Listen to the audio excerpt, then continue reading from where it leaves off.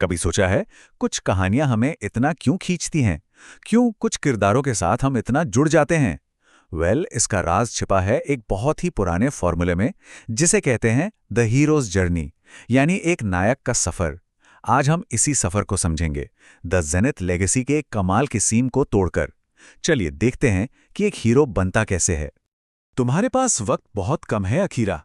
कहानी बस इसी एक लाइन से शुरू हो जाती है। और आप देखिए, ये सिर्फ एक डायलॉग नहीं है। ये तो जैसे एक टिक टिक करती घड़ी है जो हमें सीधा टेंशन के माहौल में फेंक देती है। हमें कुछ नहीं पता कि आगे क्या होगा, पर एक बात तो साफ है, दांव पर कुछ बहुत बड़ा लगा है। तो सीन कुछ ऐसा है, जरा सोचिए। एक जोरदार धमाका हुआ है और अब धूल धुआं धीरे धीरे बैठ रहा है, और उसी के बीच में खड़ा है हमारा हीरो अकीरा, बिल्कुल घबराया हुआ। उसके हाथ में जो एक जादुई सोने की तलवार थी ना, वो पिघल कर एक धुएं की तरह उसके सीने पर एक निशान बन जाती है। बस यहीं पर उसकी आम जिंदगी खत्म हो जाती है। तो अब देखिए सिचुएशन है क्या। एक अजीब सी रहस्यमयी पावर सामने आ चुकी है। अकीरा वो बेचारा तो बिल्कुल कंफ्यूज्ड है, डरा हुआ है। और सबसे बुरी बात, एक बहुत ही खतरनाक दुश्मन कैरोस उसे ढूंढ रहा है। क्यों? क्योंकि उसे पता चल गया है कि वॉइड वॉरियर यानी शून्य का योद्धा वापस आ गया है। और यही है अकीरा की नई पहचान, वो बुलावा, वो कॉल टू एडवेंचर जिससे वो चाहकर भी भाग नहीं सकता। अब कोई भी होता तो क्या करता? अकीरा भी ठीक वही करता है। वो हीरो वीरो बनने के लिए तैयार नहीं है, बिल्कुल नहीं। वो तो अपनी इस नई किस्मत से भागना चाहता है। और जानते हैं, कहानियों में से एक नाम दिया गया है, रिफ्यूजल ऑफ द कॉल। यानी जब हीरो कहता है नहीं, मुझे ये नहीं करना। और ये बहुत जरूरी हिस्सा है, क्योंकि हमें दिखाता है कि हीरो भी तो आखिर इंसान ही है, जिसे डर लगता है, जो अपनी सेफ आरामदायक दुनिया नहीं छोड़ना चाहता। और यही वो कश्मकश है जो उसके अंदर चल रही है।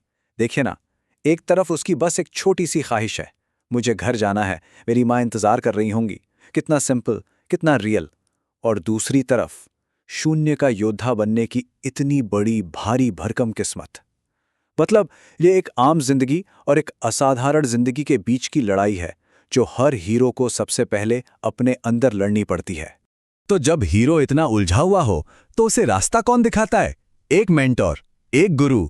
और यहीं से अकीरा के सफर का अगला पड़ाव शुरू होता है। शहर के नीचे एक छिपी हुई लाइब्रेरी में उसकी मुलाकात होती है एक मेंटोर से। अरे भाई, हर ल्यूक को अपना ओबी-वान और हर हैरी को अपना डंबलडोर चाहिए ही होता है। और ये हैं मास्टर जेन। वो सिर्फ एक टीचर नहीं है, बल्कि जेनिथ के इतिहास के आखिरी जीवित ज्ञानी हैं। और उनका काम सिर्फ लड़ना सिखाना नहीं है, उनका काम है अकीरा को वो हिम्मत और समझ देना जिससे वो अपनी इस बड़ी जिम्मेदारी को अपना सके। वो उसे रास्ता दिखाएंगे। और मास्टर ज़ेन की सबसे जरूरी सीख वो यही है। वो कहते हैं, ये तलवार लोहे की नहीं, तुम्हारी आत्मा की रोशनी है। मतलब ये कोई मामूली हथियार नहीं है, इसकी असली ताकत जुड़ी है अकीरा की हिम्मत से। अगर वो डरेगा तो तलवार कमजोर पड़ जाएगी, लेकिन अगर वो निडर रहा तो उसे कोई नहीं हरा सकता। असली पावर तो उसके अंदर है। तो सवाल यह है कि अकीरा इस पावर को कंट्रोल करेगा कैसे? ये कोई जादू की छड़ी घुमाना नहीं है। इसके कुछ स्टेप्स हैं।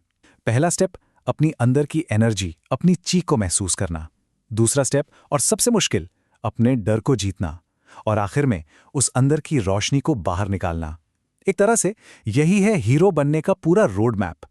पर ट्रेनिंग के लिए वक्त किसके पास है? कहानी अचानक एक बहुत ही खतरनाक मोड़ लेती है। एक हमला और सब कुछ बदल जाता है। अब कोई थियरी नहीं, कोई प्रैक्टिस नहीं। ये है अकीरा का पहला बड़ा इम्तिहान, और अगर वो इसमें फेल हो गया तो खेल खत्म। और ये हमला होता है एकदम अचानक और जोरदार। वो शांत सी लाइब्रेरी की छत एक धमाके के साथ नीचे आ गिरती है। चारों तरफ बस धूल और धुआं। जो जगह कुछ देर पहले तक एक सेफ हेवन थी, अब एक जंग का मैदान बन चुकी है। और उस धुएं में से एक परछाई निकलती है, शैडो स्ट्राइकर। आते ही उसका पहला डायलॉग सुनिए। तो यही है वो बच्चा, इसे मारना तो बच्चों का खेल होगा। मतलब घमंड तो देखो, वो अकीरा को बहुत हल्के में ले रहा है। और हम सब जानते हैं, विलन की यही गलती तो हीरो को मौका देती है। और बात यहीं खत्म नहीं होती, हालात और भी ज्यादा बिगड़ जाते हैं। उसकी साथी मीरा को काली जंजीरों में जकड़ लिया जाता है। अब सोचिए, अकीरा के पास कोई नहीं है, ना कोई मेंटोर, ना कोई दोस्त। वो इस लड़ाई में बिल्कुल अकेला है। अब उसे खुद ही साबित करना होगा कि वो एक वॉरियर है। लेकिन ठीक उसी पल, जब लगता है कि सब कुछ खत्म हो गया, एक आवाज गूंजती है। मीरा जोर से चिल्लाती है, अकीरा, डरो मत, अपनी आत्मा की आग को पहचानो। ये सिर्फ एक लाइन नहीं है, ये वो चिंगारी है जो उसके अंदर के हीरो को जगाने वाली है। और बस यहीं पर गेम बदल जाता है। ये सिर्फ एक लड़ाई का मोमेंट नहीं है, ये एक हीरो का जन्म है। ये वो पल है जब वो डरा हुआ लड़का पीछे छूट जाता है और एक योद्धा अपनी किस्मत को गले लगा लेता है। ट्रांसफॉर्मेशन ठीक इसी पल होता है। जरा इस बदलाव को देखिए। अभी कुछ देर पहले उसके हाथ डर से कांप रहे थे, और अब उसकी आंखों में सूरज जैसी चमक है। ये सिर्फ बाहर का बदलाव नहीं है, ये अंदर का बदलाव है। डर से हिम्मत तक का सफर। और फिर वो बोलता है, मेरी दुनिया, मेरा परिवार, तुम किसी को हाथ नहीं लगाओगे। अभी लड़ाई सिर्फ अपनी जान बचाने की नहीं रही, अब वो लड़ रहा है उन सब के लिए जिनसे वो प्यार करता है। और यही तो एक असली हीरो की पहचान होती है। और फिर वो अपनी पूरी ताकत झोंक देता है। Solar slash! एक जबरदस्त सुनहरी रोशनी चमकती है और वो एक्शन में कूद पड़ता है। ये सिर्फ एक अटैक नहीं है, ये एक ऐलान है उसकी पावर का, उसकी हिम्मत का और उसके हीरो बनने का। और कहानी हमें यहीं इसी सवाल के साथ छोड़ जाती है, क्या अकीरा अपने इस पहले बड़े दुश्मन को हरा पाएगा, या फिर ये भी कैरोस का बिछाया हुआ कोई जाल है? क्योंकि हीरो का सफर कभी आसान नहीं होता। असली इम्तिहान तो अब शुरू हुआ है।